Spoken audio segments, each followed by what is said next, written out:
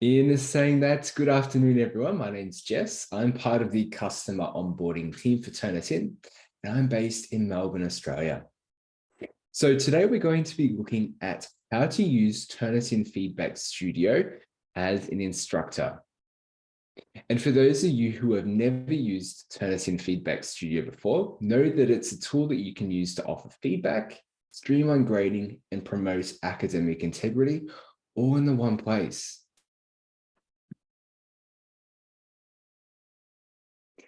Now, before we start, I like my sessions as interactive as possible. So please take yourself off mute when you have a question. Please turn your cameras on if you're able to, and make this session as interactive as possible. I'm going to be checking the chat box at certain intervals throughout the session, but you're much better to take yourself off mute and ask your questions when and if needed.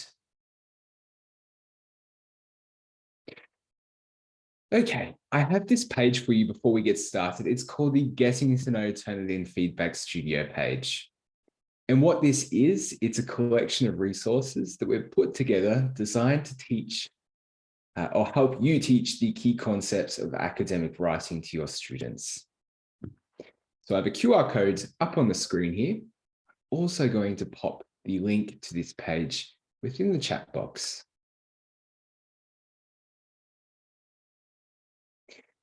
Okay, I see that a few of you are just entering now. Welcome to today's session. We are recording, so you will have a recording for probably the 2 minutes that you've missed. So don't fret, you haven't missed.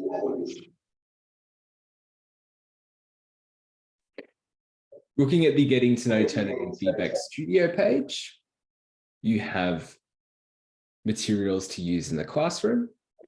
For example, a pack designed to help teach you and your students how to paraphrase correctly. Perhaps you want to look at the different sorts of plagiarism so you can draw upon the Disrupting Plagiarism pack. You also have resources to give to your students and resources to get started if you've never used Turnitin Feedback Studio before. Okay. So in today's session, we're going to learn a lot. I promise you it's all very easy to pick up. We're first going to look at the difference between plagiarism and academic misconduct. We're going to look at the difference between the two and what to do when we establish that plagiarism is in our students' work. We're going to look at some of the expected similarity matches, speak about how some sorts of assessments can be a higher similarity score in contrast to others, which will have a lower similarity score. We're also going to show you how to create an assignment and get up and running, so you'll be ready to get started with Turnitin by the end of today's session. So what is Feedback Studio? Turnitin Feedback Studio is a text similarity detection tool. One of the biggest misconceptions we come across here at Turnitin is that people think that the tool is designed to catch students cheating and it should be used in a punitive manner. That is not the case. What happens is your students are going to be submitting to Turnitin within your learning management system. If they are submitting to an assignment that has Turnitin enabled, Turnitin is then going to look at the student's work and compare their words against content in our 3 content repositories, being the student paper repository, web content, and academic journals and publications. Turnitin is then going to highlight all these similar texts between your students' work and work in our 3 content repositories, and then it's up to you, the marker, to look through your students' work and work out whether those matches are appropriate or not.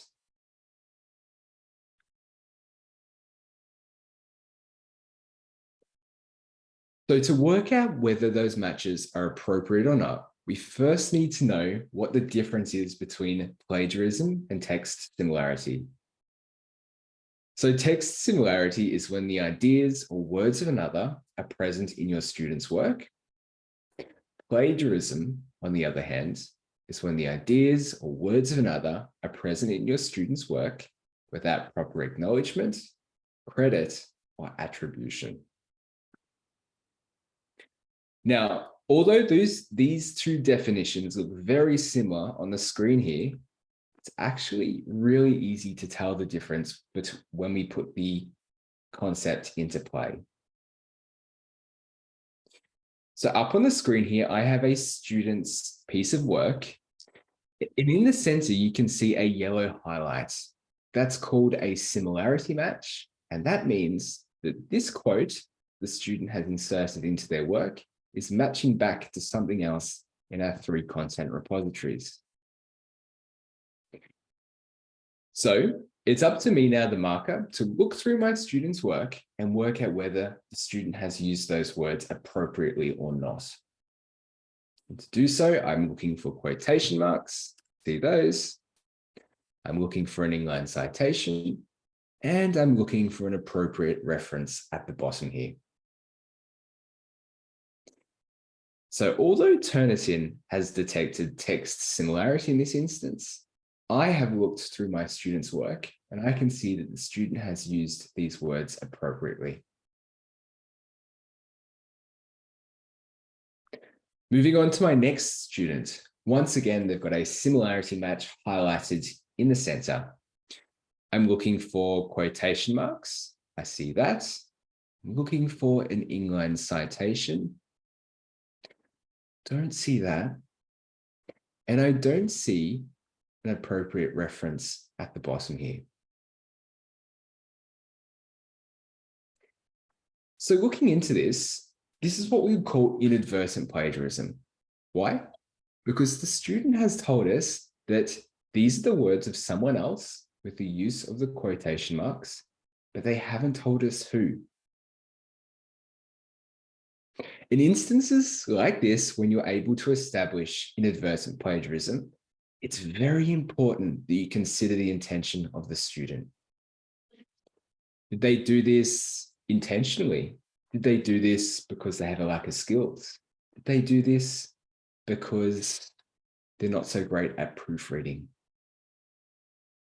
If I'm able to establish that my student has tried to do the right thing here and does have good intentions, I'm going to stop and give them some formative guidance and feedback.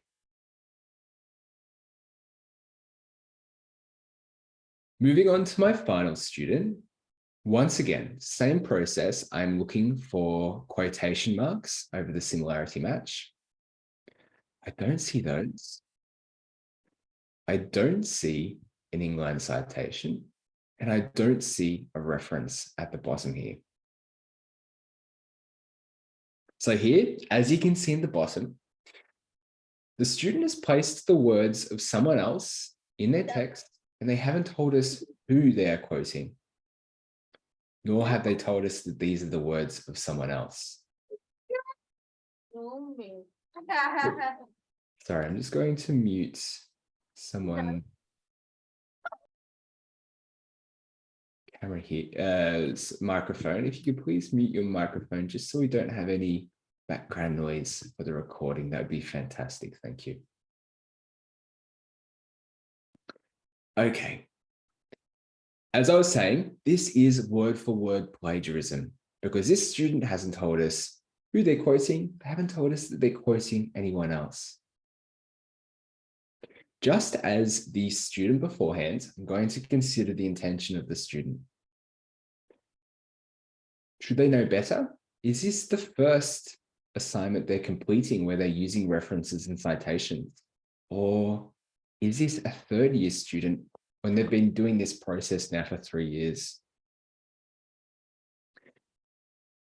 If I consider the intention of my student and I do work out that perhaps they should know better, then I will stop and I will consult my academic integrity policy and perhaps take a more punitive path. Are there any questions to this slide and the concepts that I've just shown you how to look at students' similarity matches?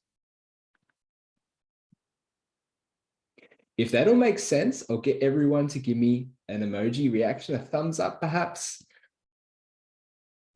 or something as we're going through today's presentation. Fantastic. Okay.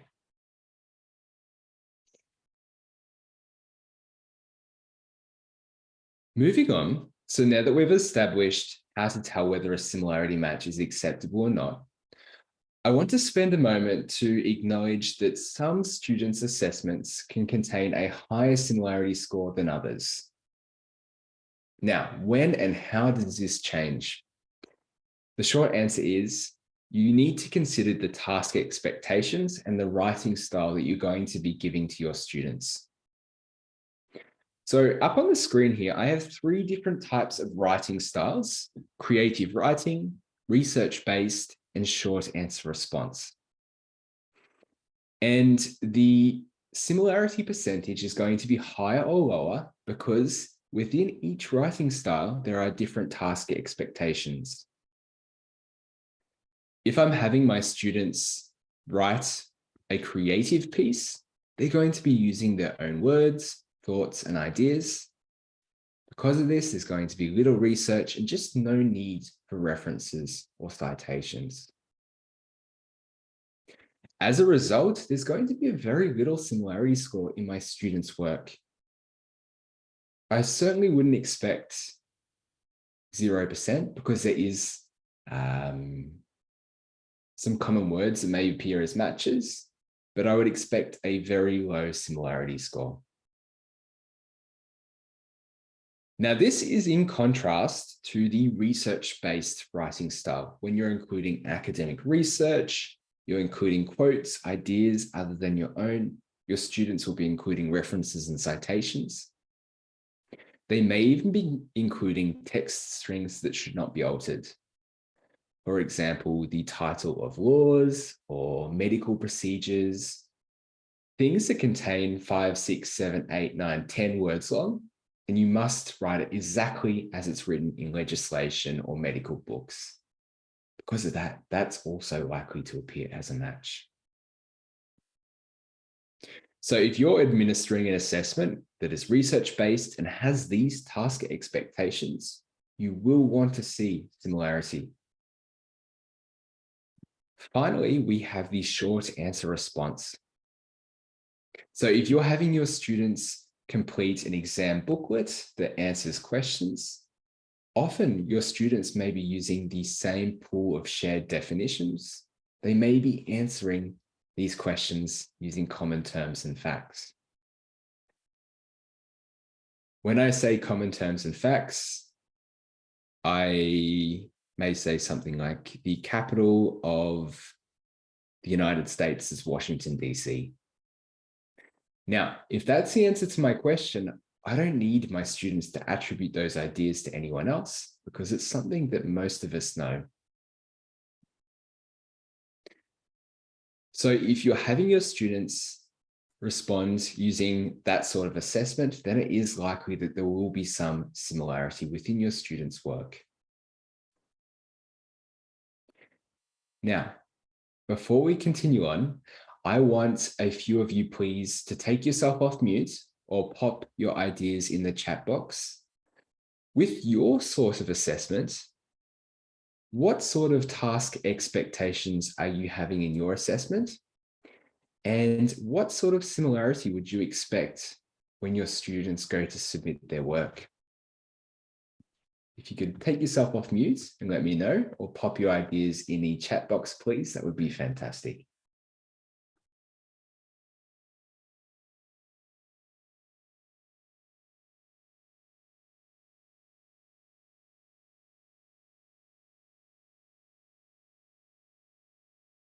Does anyone have any ideas?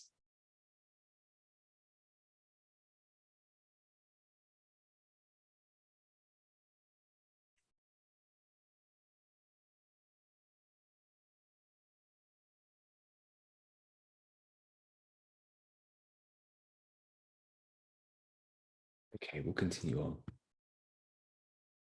So what we're going to do now is put all the concepts that we've just learned into play. So I've got two students' submissions up on the screen here, and you can see all the text that is highlighted is a similarity match. The colors do not mean anything. It just differentiates each different match. Now, the similarity score on the left-hand side was 5% for this particular student. The similarity score on the right-hand side for this particular student on the right was 30%. Now, what we need to do is look through our students' work and work out whether the similarity matches are appropriate or not. Before we do so, I want you to have a think about which one you would think to be most problematic. Have a think in your head. Is anyone brave enough to take their self off mute and let me know what you're thinking?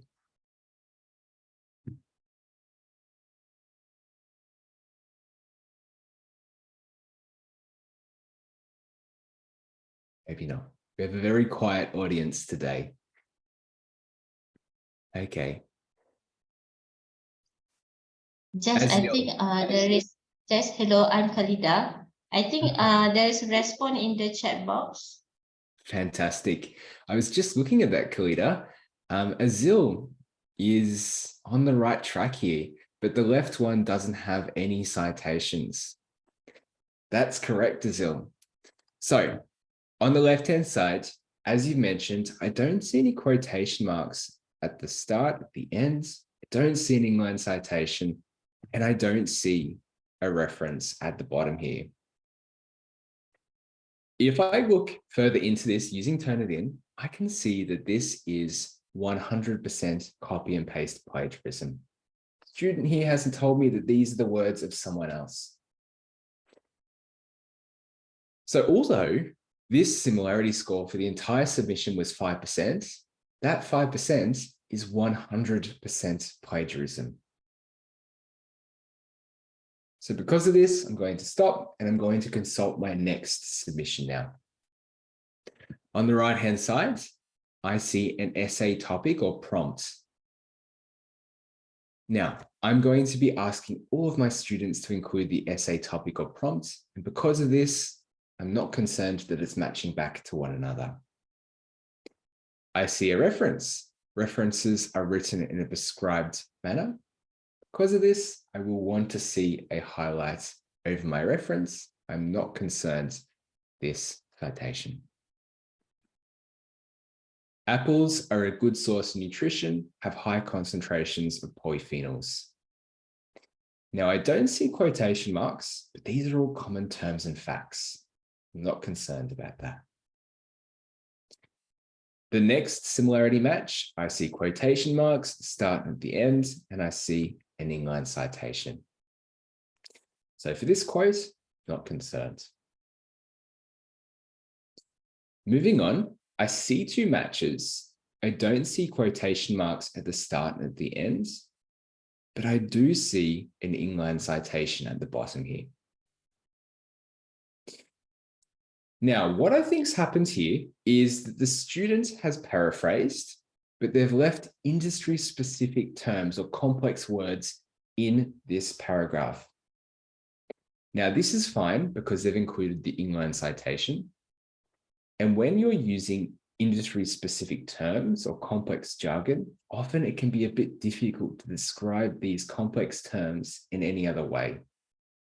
That is fine. I'm not concerned about this match. Finally, at the bottom here, I have my reference list. That is colored in different colors. I do want to see colors over my references here.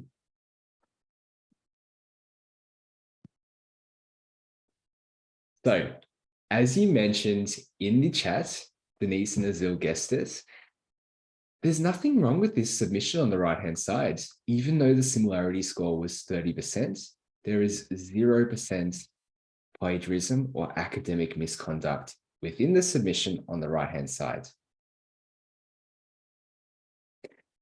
So If you forget everything on this call today, you remember nothing else, please remember that just because a student's submission contains a similarity score, it does not mean that plagiarism has occurred.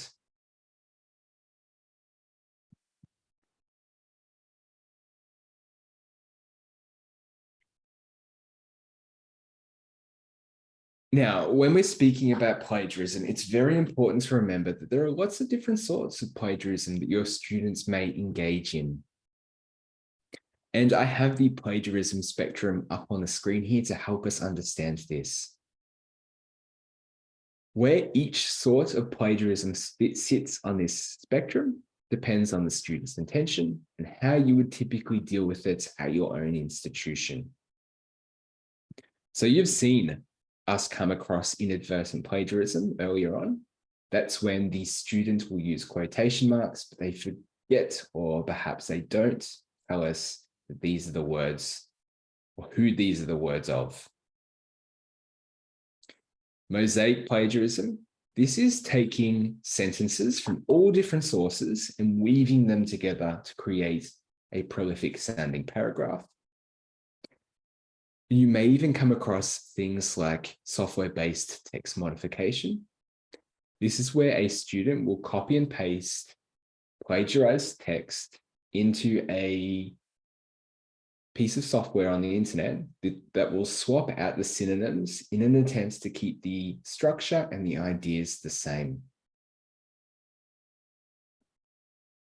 So you are going to see live cases of this once we jump into Turnitin.com in just a moment. Okay, before we do so, do you have any further questions? I'm going to check the chat box. Feel free to take yourself off mute if you have any questions. Okay.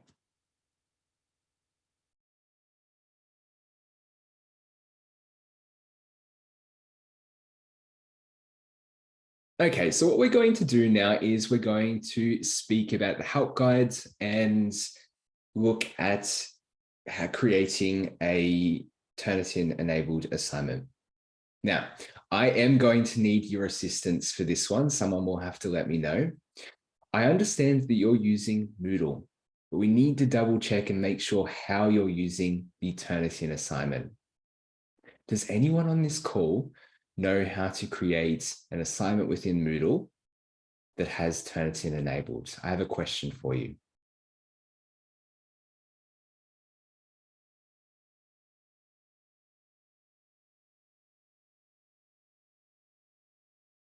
Do we have an experienced user of Turnitin before?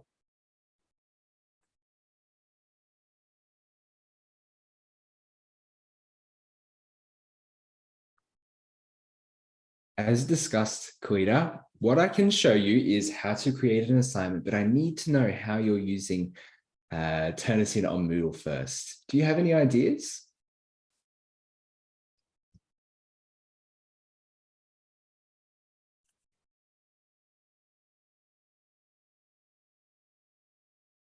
Okay. What we'll do is I'll cover some standard settings towards the end. And what I'll do is I'll record a short video for you once we're able to confirm with your IT on how exactly you are creating a Turnitin enabled assignment. So to start off, help.turnitin.com, you'll be able to access all of your help guides here by clicking Feedback Studio and going into the appropriate guide there. What we're going to do now is we're going to skip ahead a little bit in the process. So I want you to imagine in your mind that you have created your assignment. You have asked your students to submit and they've submitted. And now it's time to start marking your students' work. So what I've done is I've opened up my first student's submission to the assignment, ready to grade. Before we jump into the student's work in the center of the page, I want to orientate you and show you what everything else is on the screen here. So at the top, you have the student's name and the name of the student's submission. On the right-hand side, you have the current grade, the maximum grade, and you can pan across from students' previous submissions to the next submission there. The question mark will take you to the help guides. Down on the bottom left, you have the page number and the word counts. And over on the right-hand side, you have your layers, and you're able to turn these off and on depending on how you use Feedback Studio. So the blue tools at the top here, these are for grading and feedback. The red tools, these are for similarity detection and academic misconduct. The purple tool here is for the spelling and grammar check. And the gray tool here is to download the report. Now you have the AI tool here. I'll show you that towards the end. So when you open up a student submission, the first thing I want you to do is check for document flags. Document flags can be found at the top of the red section here. Now, document flags are known cheating methods to subvert the similarity detection tool. It's possible for students to have 0, 1, or 2 document flags.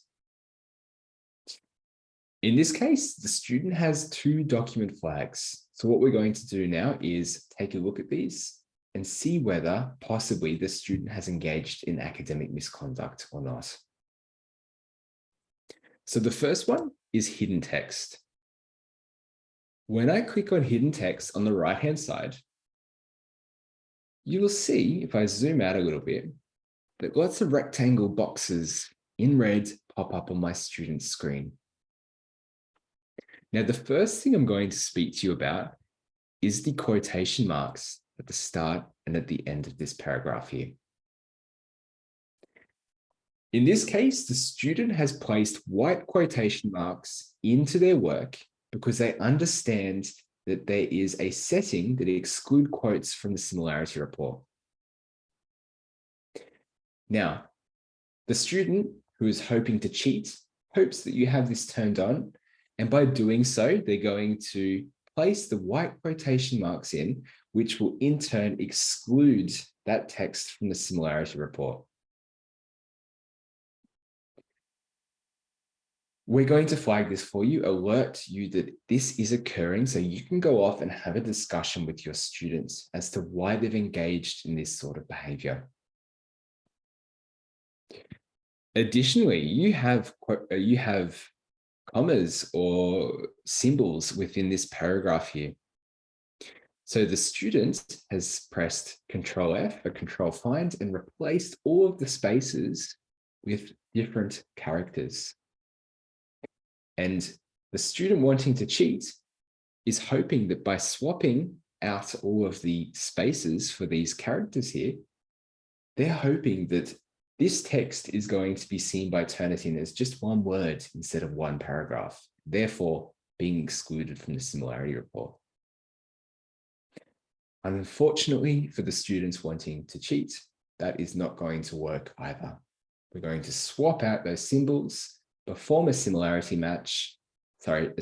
check, and alert you that it's occurring.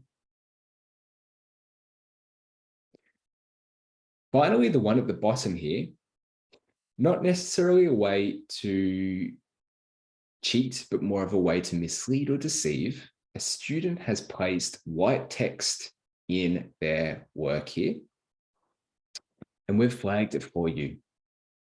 Now, this may occur when you're asking your students to reach a certain word count. For whatever reason, the student is not able to reach that word count. So they'll copy and paste white text into their work to artificially inflate the word count. Once again, if you see this and you establish that indeed the student has tried to mislead and deceive, then you can go off and have discussion with your student and bring them back on the path of strong academic integrity. I saw that Evelyn had gave me a surprised emoji. Has anyone else learnt this today? Is this something you're seeing for the first time, or did you know that this already existed? You can pop your thoughts and comments into the chat box there. I'd love to hear from you.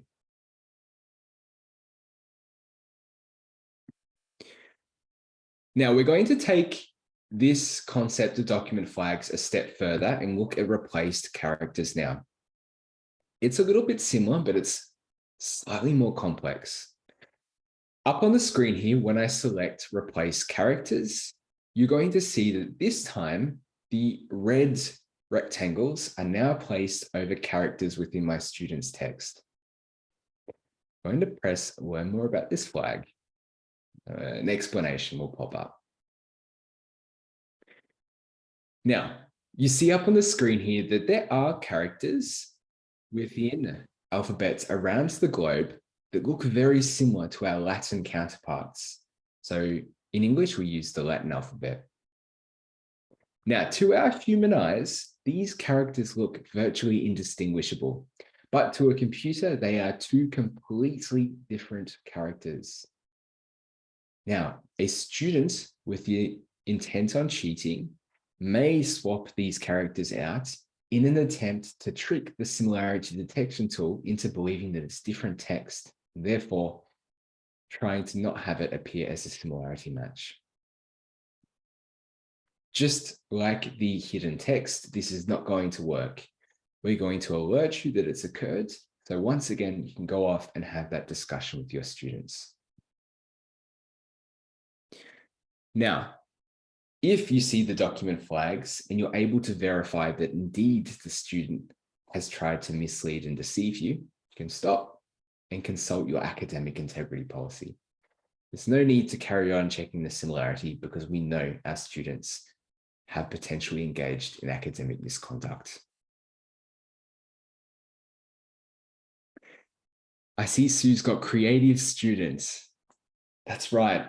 If I had $1, Sue, for every time I've heard if only the student did the work themselves rather than engaging in these elaborate cheating methods. One thing I can point out here is that all of these methods that I have just described to you now, they're readily available on social media, such as TikTok and Instagram. Sometimes I'm not even looking at anything academic misconduct related, and they will pop up in front of me. Now, this is going to be the same for your students. Even the good students will potentially be targeted with these cheating methods. So it's very important to have that discussion with your students before they are targeted on social media, before these sorts of methods pop up in front of them. So they know that it's not appropriate and it's not going to work. Denise has put, I have heard of putting certain terms in white text and resumes to ping the automated scanners to bring resumes to the top of the pile. I've heard that one as well, Dennis. Denise, thank you for sharing. Okay, so as I mentioned, in this case, we're going to stop, consult our academic integrity policy, and we'll move on now to the next student.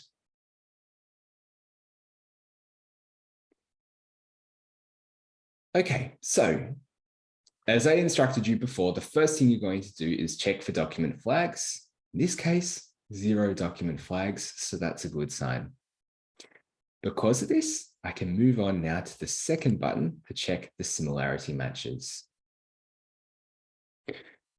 In my case here, I see 54%. So that means 54% of my students' words within this document are matching back to something within the 3 content repositories. Doesn't mean, as you've seen before, that any plagiarism has occurred at all. It's now up to me to go through my students' work to work out what's appropriate and perhaps find if there's anything that's not appropriate in my students' work. So at the top here, I'm seeing very common terms in language: apostles, 12 apostles, Port Campbell National Park, Great Ocean Road. Now here I've asked my students to write about a national landmark in Australia, and this student has chosen to write about the 12 apostles on the right-hand side. This is all very common language if the student is writing about this natural formation. Because of this, I'm not concerned with this similarity match, and I can disregard that. If I wanted to, I can see on top of the match the number, so 3. I can come over to the right-hand side, press the little arrow, and I can then come down and exclude the appropriate source here. Once I do so, the match percentage is then going to drop down. More often than not, it's easier to take a mental note rather than physically manipulate the score. So I recommend, if you do have an understanding of your student and you know of their intentions, then perhaps take a quick look and move on down rather than physically manipulate the score.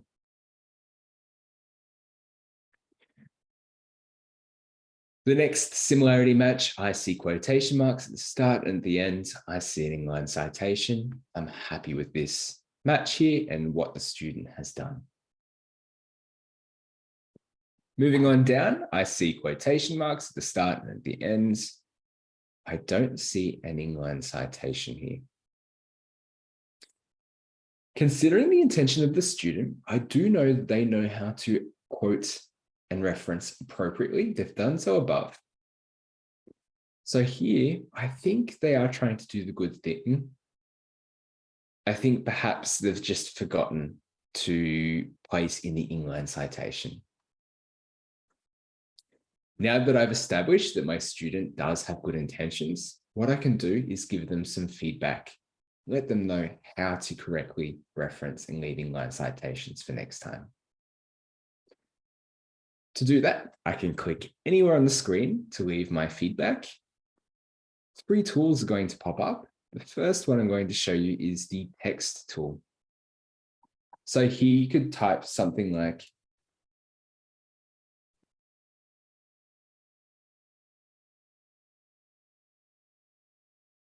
here I'm instructing my student that they've forgotten to leave an inline citation.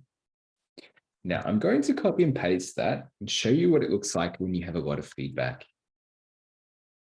Now I can click and move it, but if your student doesn't have good paragraph breaks, you can see that it's still a bit difficult and tricky to read. Because of this inline feature here is best for small pieces of feedback. In saying this, I'm going to delete this comment here. What I'd recommend you do is you highlight over the particular area of text that you want to leave feedback for, and you select the bubble icon here. This will open a bubble comment, what we call.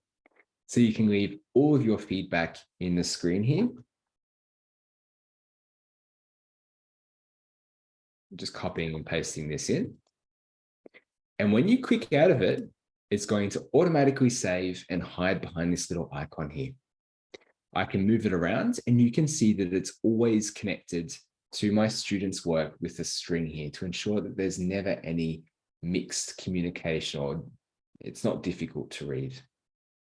My student can then open up their assessment and read their feedback here. If you have a color coding scheme, you can have different colors at the top here. And you can even convert into a quick mark. What is a quick mark? So this is what you're going to do if you're going through your students' work and you're leaving the same comments over and over. Turnitin's quick marks are our comment banks. So you can create specific comments within your quick mark set.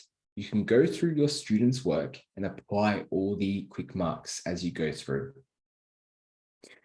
If you're writing an essay and you have a different process or a process that you want your students to adhere to, you may then have a specific quick mark for each process that you're having your students complete.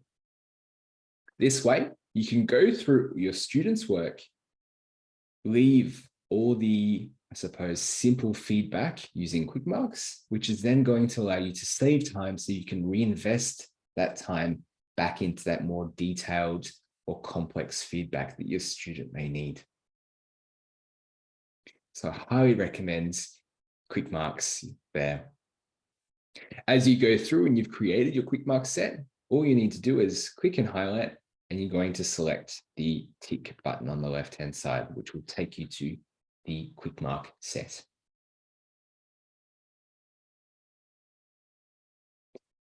So that is how to leave some grading and feedback within Turnitin. Does anyone have any questions about this before we jump back into interpreting the similarity report?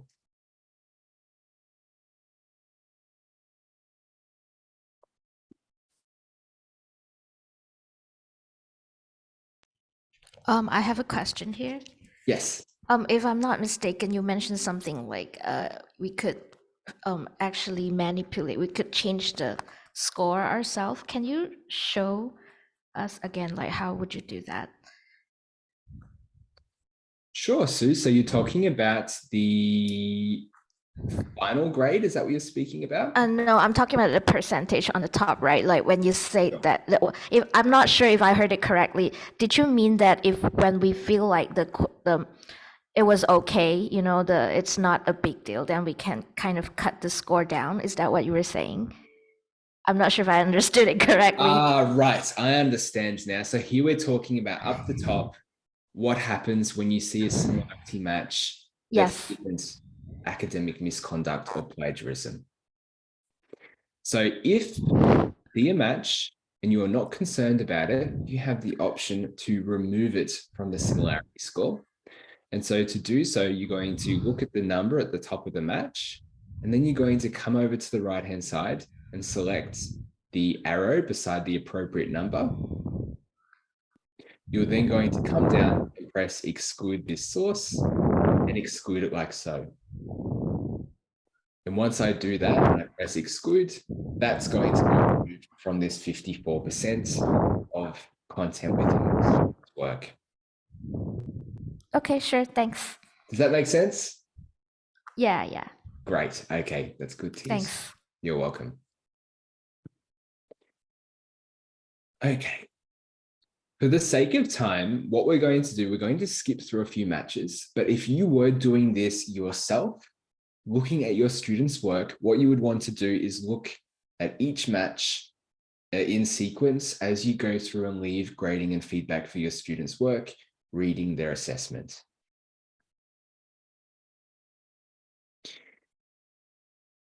Okay. So within this similarity or these similarity matches now, I see different colored highlights.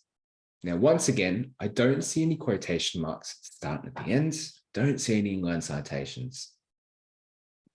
I do see, though, that there are different colors one after the other. Because of this, this tells me that the student here has engaged in mosaic plagiarism.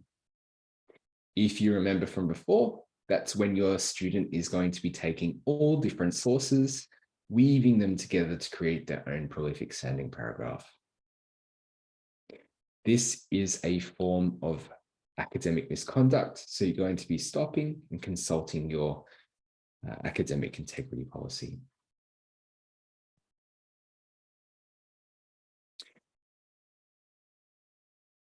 Finally, we have the reference list. As I mentioned before, you do want to see different colored highlights within your reference list or your student's reference list.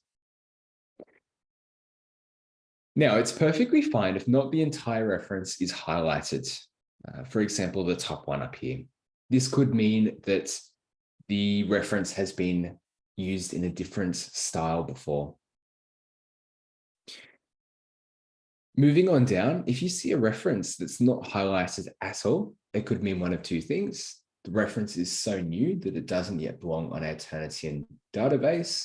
B, the student has artificially created the reference.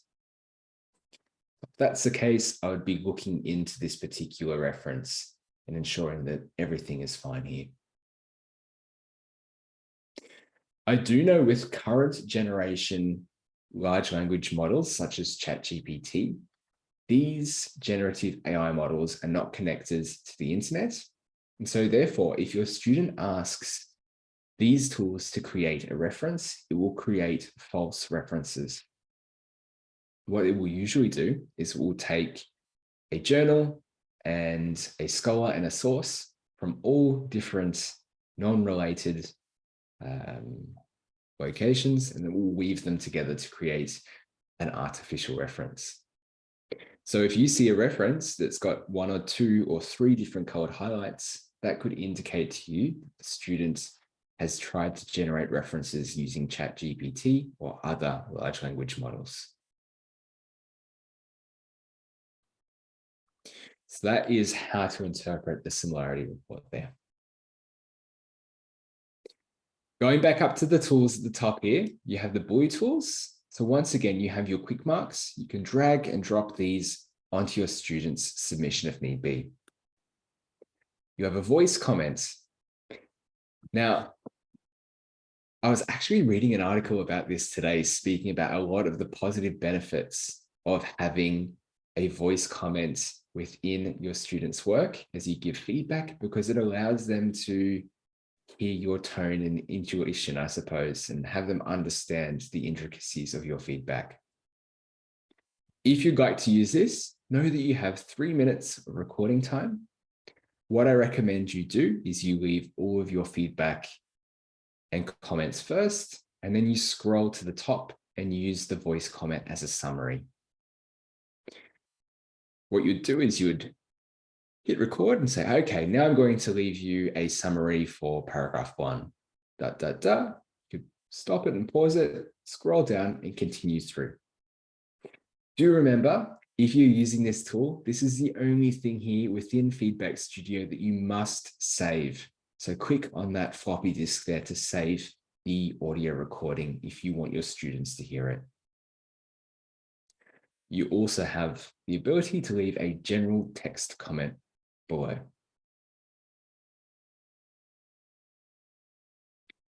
Moving on down, you have the grading rubric. So these sliders here, they're probably nothing like you've never seen or used before. That's okay. You'll learn to love them once you jump in and have a play around. What you can do is you can click on the 4 arrows at the top right here, and that's going to pop out the traditional grid or matrix style rubric. Now, you know your rubric, you know how to grade. So once you use this rubric, perhaps a few times to grade your students, and click out of this one and use the sliders to go through your students' work. And in turn, you're going to speed up your grading and marking even further. Here at Turnitin, we love saving you time. So I highly recommend to use all of these features here to your advantage, in addition to the quick marks, the rubric sliders, and that's going to really speed up your grading and make it more efficient for you. Okay, so that is the rubric sliders there. A few extra things I'm going to show you before we finish up, and I'll show you a few key settings to know when you're creating assignments. Looking back at the similarity detection here, you have a filter button, which will show you how to make exclusions if need be. You can exclude quotes and bibliography.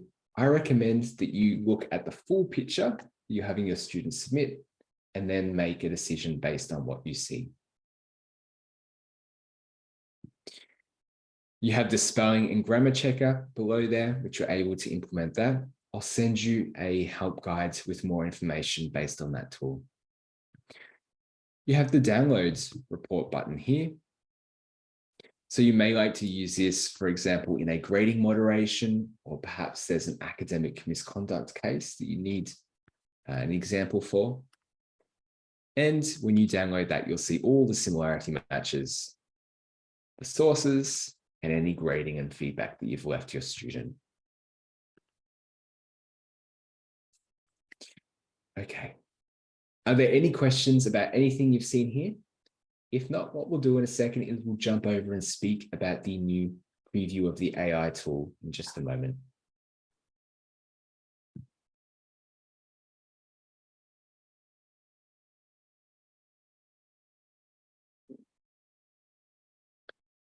Okay.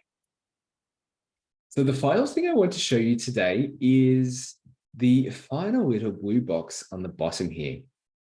So this is a preview of our brand new AI detection indicator. So this tool is going to be able to be viewed by you, instructors only. It's going to assist you by identifying potential use of ChatGPT and large language models.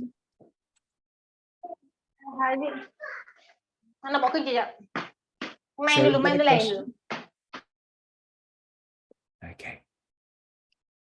So how it works is when a student submits, our tool is going to look at the sections of the student's work and work out how likely each section of text is likely to be AI generated.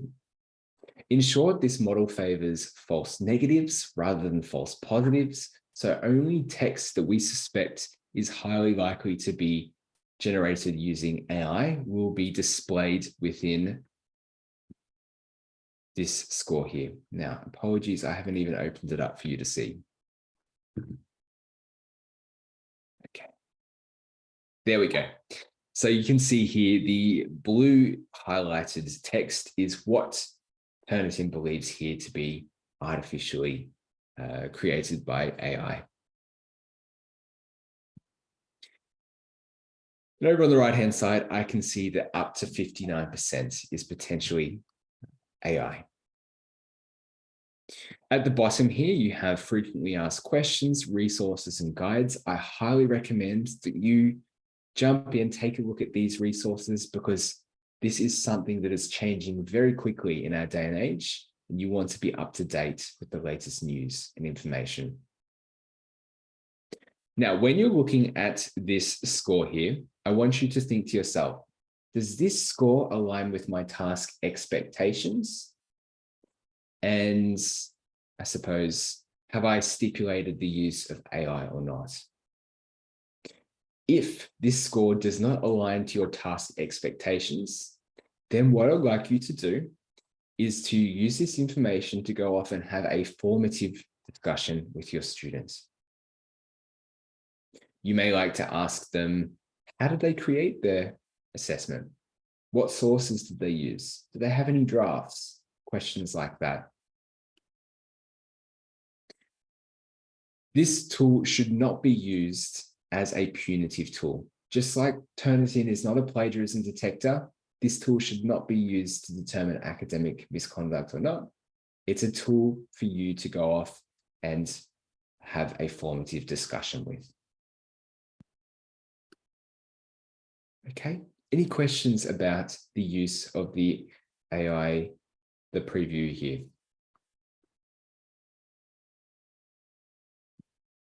Evelyn's got, how does Turnitin determine whether it is AI generated? In short, Evelyn, what it's going to do is it's going to look at each chunk of text and work out how likely it is to be AI generated or not, and then give you your score. For the sake of time and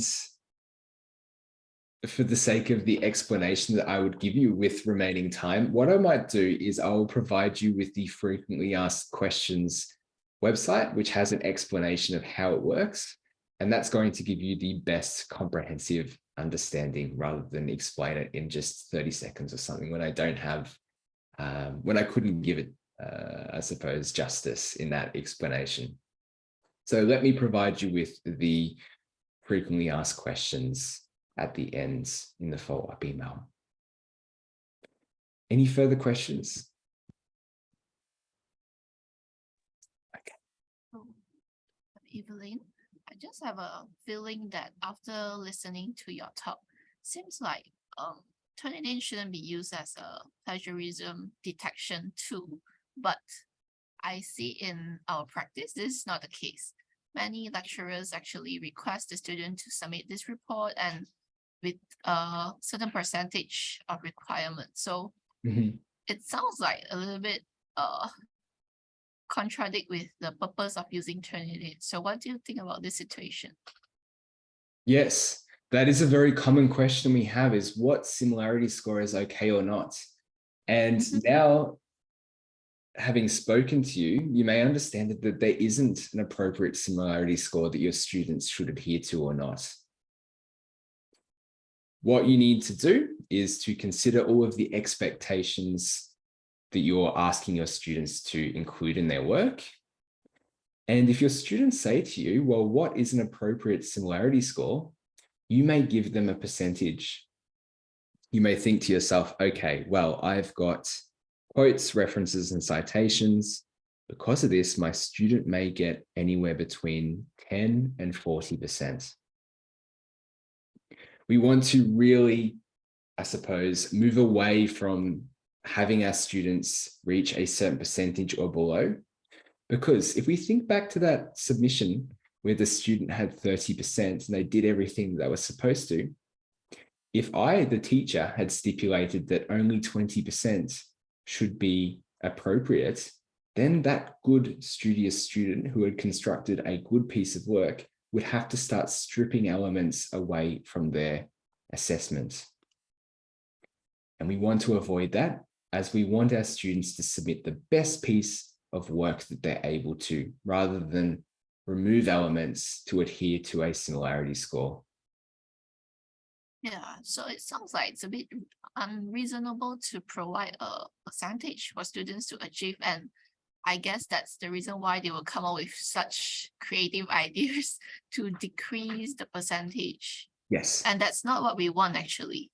That's correct. You want your students to focus on doing the best possible work rather than fixate on a percentage or score, because often that does not lead to academic misconduct or plagiarism. Yeah. Right. Thank you. You're welcome. Azil has something similar. When we get the Turnitin result, do we need to filter it down, filter the percentage down, or just accept whatever results it gives without filtering?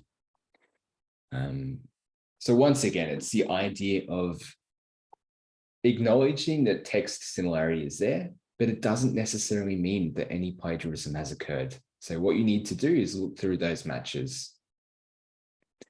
And it may be that every single match has been done appropriately and the student has done everything fine. And that's completely fine. Good job to the student here. There's very much looking through the work and working out what's appropriate or what's not, rather than focusing on a specific score.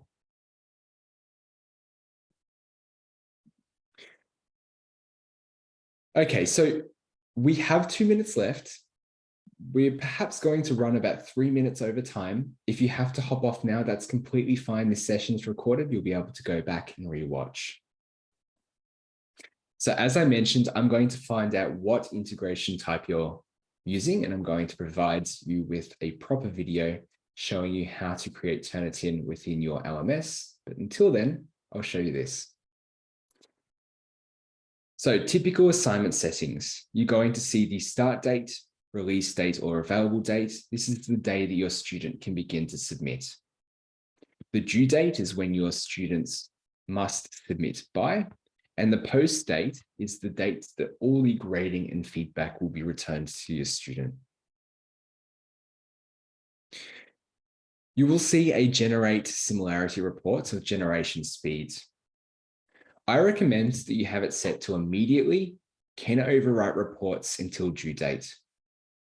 So by choosing this setting, it's going to allow your students to submit, make changes, and then submit again to ensure that they're submitting their best work. So this is best practice for formative assessment. The first and third options are more for summative type assessment. And as I mentioned, you have your exclusions. I recommend you do those within the similarity report. Okay. The final thing I want to show you is, can you submit, when you have your students submit, will their papers be stored on the repository or not? Majority of the time, you will want to select the standard paper repository to stamp out things like student-to-student collusion. However, if ever you're having your students submit personal identifying information, could be photos of themselves, private information, then you'll want to select no repository to ensure that it's not stored on our Turnitin database.